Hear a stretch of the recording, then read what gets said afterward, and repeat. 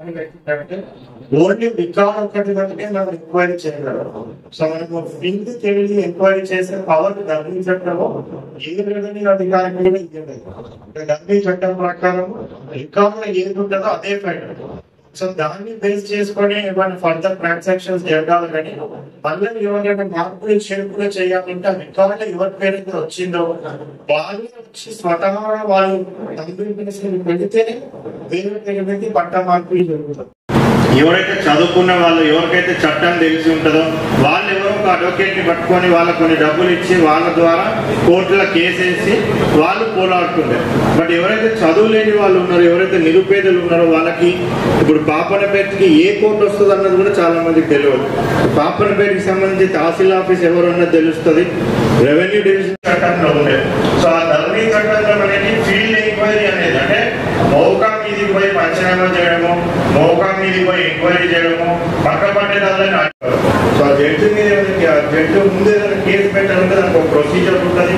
So advocate ని పట్టుకోవాలి, వాళ్ళతో వాళ్ళ కాగితాలు తీసుకుని అవన్నీ మొత్తం చేసి వాళ్ళ కేసు రిజిస్టర్ చేసి ఒక పెద్ద ప్రొసీజర్ ఉంటుంది. ఇవంతా సామాన్య జనానికి ఎవరికి కూడా ఇది అర్థం కాని ప్రొసీజర్.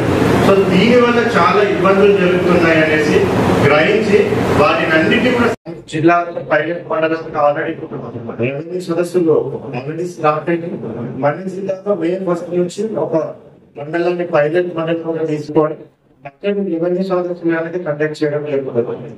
దాంట్లో వచ్చిన అనుభవాన్ని మొత్తం అంతా ఒకసారి సమీక్షించుకొని మళ్ళీ 2 జూన్ నుంచి అంటే తెలంగాణ రాష్ట్రంలో ఎప్పటికీ దినోత్సవం రోజు 2 జూన్ నుంచి మన జిల్లా వ్యాప్తంగా అన్ని మండలాల్లో కూడా రెవెన్యూ సదస్సులు అనేది కూడా ప్రారంభించడం జరుగుతుంది. తహసీల్దార్ నేతృత్వంలో అదే విలేజ్ కి వెళ్ళి అక్కడనే ఉండి ఆ రెవెన్యూ సమస్యలు ఏవైతే ఉన్నాయో అవన్నీ కూడా తెలుసుకోవడం జరుగుతుంది. అది ఒక ముఖ్య ఉద్దేశం. సో మనం ఇప్పుడు ఇంతకటి వరకు చూసినాం, స్పీచ్ లో కూడా మనం చూస్తున్నాం. ఇంతకుముందు ధరణి చట్టం వల్ల ఏమేమైతే అసౌకర్యాలు కలిగినాయో వాటిని అన్నింటినీ కూడా రెక్టిఫై చేసి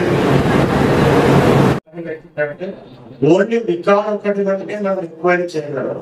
సో మనము ఫీల్డ్ తెలిసి ఎంక్వైరీ చేసే పవర్ డబ్బింగ్ చట్టము ఏ రెవెన్యూ అధికారికి కూడా ఇవ్వలేదు. డబ్బింగ్ చట్టం ప్రకారం రికార్డ్ లో ఏది ఉంటుందో అదే ఫైల్. సో దాన్ని బేస్ చేసుకొని ఏమైనా ఫర్దర్ ట్రాన్సాక్షన్స్ జరగాలి కానీ మళ్ళీ ఎవరైనా మార్పులు చేర్పులు చేయాలంటే ఆ రికార్డ్ లో ఎవరి పేరైతే వచ్చిందో వాళ్ళు వచ్చి స్వతహాగా వాళ్ళు పెడితేనే వేరే పేరు పెట్టి పట్ట మార్పులు జరుగుతాయి. జిల్లా పైలట్ మండలానికి ఆల్రెడీ రెవెన్యూ సదస్సులో ఆల్రెడీ స్టార్ట్ అయింది. మన జిల్లాలో మే 1 నుంచి ఒక మండలాన్ని పైలట్ మండలంగా తీసుకొని అక్కడ రెవెన్యూ సదస్సులు అనేది కండక్ట్ చేయడం జరుగుతుంది. దాంట్లో వచ్చిన అనుభవాన్ని మొత్తం అంతా ఒకసారి సమీక్షించుకొని మళ్ళీ 2 జూన్ నుంచి అంటే తెలంగాణ రాష్ట్రంలో ఎప్పటికీ దినోత్సవం రోజు 2 జూన్ నుంచి మన జిల్లా వ్యాప్తంగా అన్ని మండలాల్లో కూడా రెవెన్యూ సదస్సులు అనేది కూడా ప్రారంభించడం జరుగుతుంది.